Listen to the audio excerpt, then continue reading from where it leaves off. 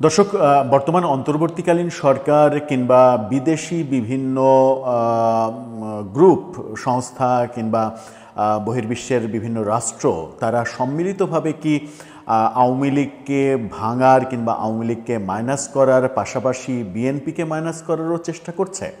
সেরকম একটা ভয়াবহ অভিযোগ বিবিসির কাছে সাক্ষাৎকারে করেছেন সাবেক প্রধানমন্ত্রী শেখ হাসিনা পুত্র সজীব ওয়াজেদ জয়। তিনি বলছেন, দেশি এবং বিদেশি ষড়যন্ত্র হচ্ছে -2 বাস্তবায়ন করার জন্য, যেটা গত 1/11-এ সফল হয়নি সেটাই এবার সফল করার আয়োজন চলছে। হঠাৎ করে সজীব ওয়াজেদ জয় আওয়ামী লীগকে সহ বিএনপিকে নিয়েও এই ধরনের মন্তব্য করলেন কেন?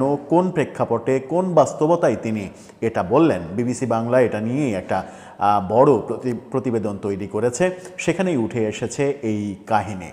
চলুন একটু জেনে নেওয়া যাক যে সজীব ওয়াজেদ জয় কি বলতে চাইছেন, কিভাবে কারা আওয়ামী লীগের সাথে বিএনপিকেও -2 ফর্মুলায় জড়িয়ে ফেলছে।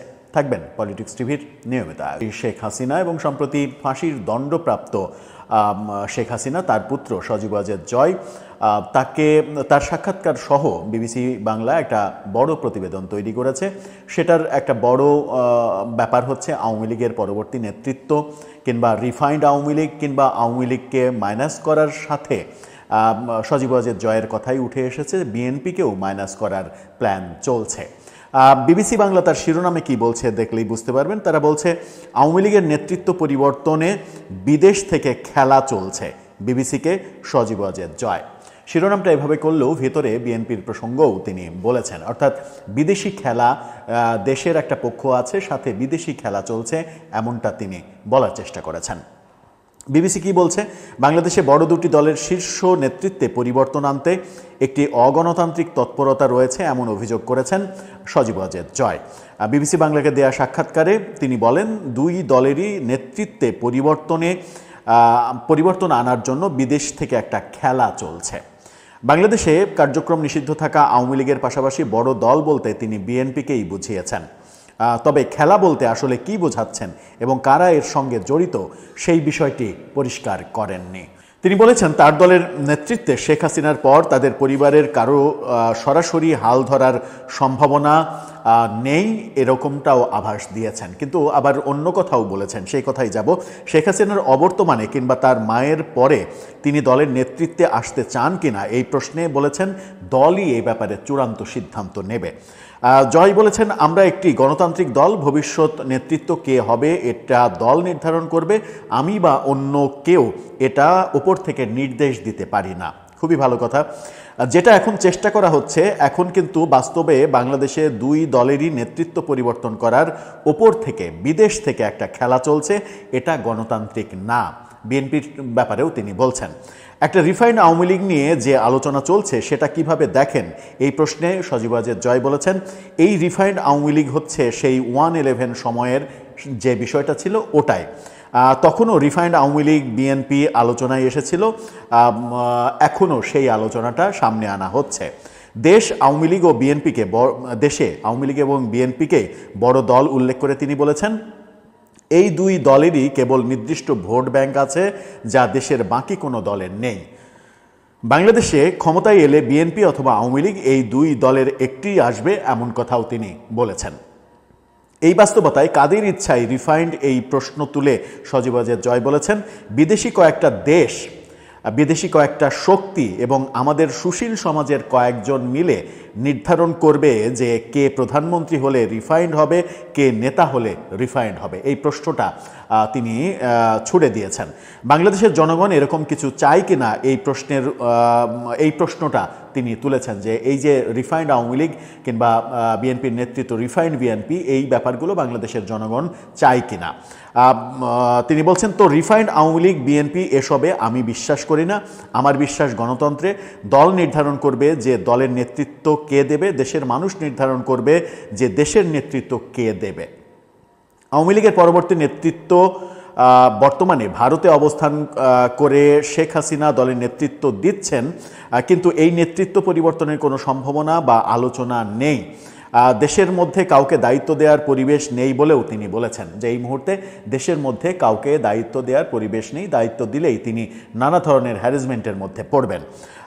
সজীব ওয়াজেদ জয় বলেন দলের নেতৃত্ব তো এখনও আছে, অর্থাৎ তিনি তার মায়ের কথা বলেছেন যে তিনি তো এখনও দলের প্রধান, দলের সভাপতি হচ্ছেন আমার মা, উনাকে তো দলের নেতাকর্মীরাই সমর্থন করে রেখেছেন, কেউ উনাকে ছেড়ে যায়নি। হ্যাঁ, তারা বিচ্ছিন্ন আছে, তবে তারা কিন্তু ঐক্যবদ্ধ আছে।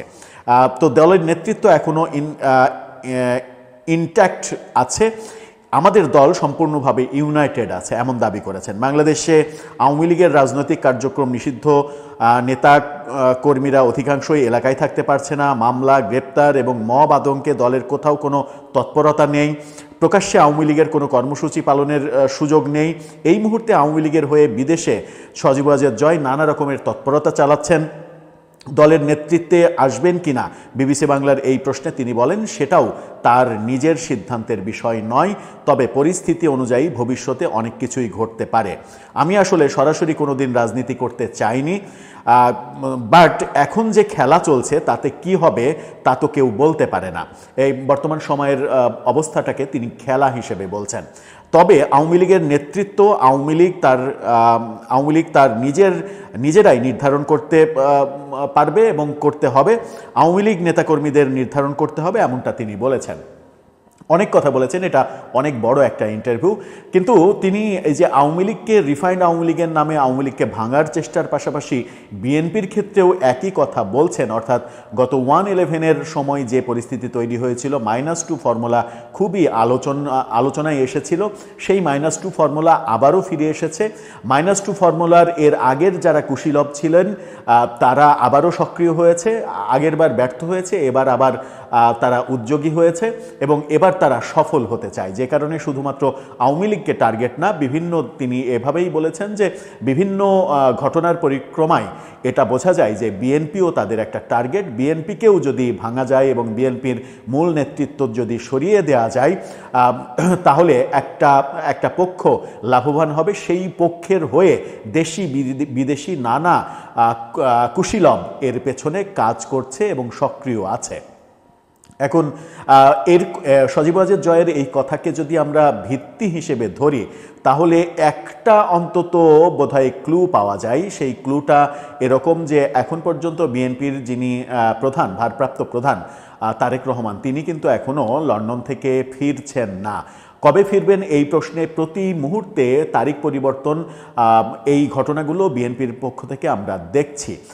সেটা কি এটার একটা কারণ যে তারেক রহমানকেও আসতে দেয়া হচ্ছে না কিংবা তাকে মাইনাস করারও পরিকল্পনা চলছে সেরকমটা কিছু? যখন আমরা দেখছি যে নির্বাচনের ডামাডোল একেবারে বেজে উঠেছে, সরকার নানা রকমের সিদ্ধান্তের মাধ্যমে সেটা বুঝিয়ে দিচ্ছে, যেমন গতকালকেই 64 জেলার এসপি পরিবর্তন করা হয়েছে, লটারিতে এসপির জেলা নির্ধারণ করা হয়েছে। এটা যেমন সত্য তেমনি এই কর্মকাণ্ডকে আবার সমালোচনাও করা হচ্ছে। বিএনপির একাধিক নেতানেত্রী বলছেন যে লটারিতে তো আপনি জেলা নির্ধারণ করলেন, কিন্তু যাদেরকে এসপি বানাবেন সিদ্ধান্ত নিয়েছেন, তাদেরকে কি লটারিতে আপনি সিদ্ধান্ত নিয়েছেন? তা তো করেননি। আপনি তো প্রথমে একটা লিস্ট তৈরি করেছেন 64 জনের লিস্ট তৈরির ক্ষেত্রে আপনি যে বিশেষ কোনো দলের অনুসারীদের বেছে নেননি তার গ্যারেন্টি কি? এরকম সমালোচনা হচ্ছে। এই সমালোচনা যখন বিএনপি করছে এবং বিএনপি মহাসচিব মির্জা ফখরুল ইসলাম আলমগীর গতকালকে জোর দিয়ে আরেকটা কথা বলেছেন যে সরকার তড়িঘড়ি করে 2টা আইন পাশ করতে যাচ্ছে, নতুন 2টা আইন। একটা হচ্ছে পুলিশ কমিশন নিয়ে একটা আইন, আর একটা হচ্ছে এনজিও নিয়ে একটা আইন। মির্জা ফখরুল বলেছেন যে তড়িঘড়ি করে অন্তর্বর্তীকালীন সরকার এই ধরনের সিদ্ধান্ত নিতে পারে না, এটা নির্বাচিত সরকারের কাজ। এই মুহূর্তে তড়িঘড়ি করে আইন পাশের পেছনে অন্য কোনো উদ্দেশ্য আছে। তার মানে এখন পর্যন্ত যে কর্মকাণ্ডগুলো সরকার নিচ্ছে সেগুলোকে কিন্তু বিএনপি পুরোপুরি সমর্থন করতে পারছে না। সেই সব ক্ষেত্র বিবেচনা করেই কি সজীব ওয়াজেদ জয় আওয়ামী লীগের পাশাপাশি বিএনপিকেও সেই পরিণতির দিকে যাচ্ছে, ঠেলে দেওয়া হচ্ছে, এমনটা ভাবছেন? দর্শক, আপনার কি মনে হয়? রিফাইন্ড আওয়ামী লীগের তত্ত্বে এখানে এই আলোচনাও হয়েছে যে আওয়ামী লীগের পরবর্তী নেতৃত্ব কোন দিকে যাবে? সজীব ওয়াজেদ জয় তিনি নেতৃত্ব নেবেন, নাকি সাইমা ওয়াজেদ পুতুল তিনিই দেবেন? পুতুল সম্পর্কে জয় বলেছেন যে না, আমার বোনের রাজনীতি নিয়ে কোনো ধরনের কোনো ইচ্ছা নাই। নিজের সম্পর্কে বলেছেন আমারও কখনো রাজনীতি করার ইচ্ছা ছিল না, কিন্তু বর্তমানে যে খেলা শুরু হয়েছে তাতে কি হয়, কোন সিদ্ধান্ত হয় সেটা এখনই বলা যায় না। তার মানে এই কথার মাধ্যমে এটা স্পষ্ট হয়ে গেল যে আওয়ামী লীগের পরবর্তী নেতৃত্ব